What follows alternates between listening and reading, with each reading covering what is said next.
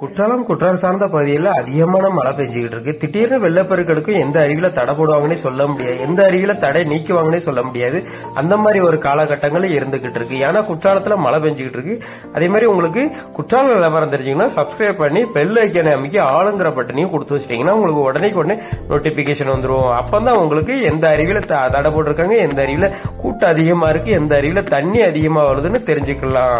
உடனே தெரிஞ்சுக்கணும் Facebook, Instagram page வழியாவும் நீங்க ஃபாலோ பண்ணி தெரிஞ்சுக்கலாம். அதுலயும் குற்றாலம் குட்டி தான்.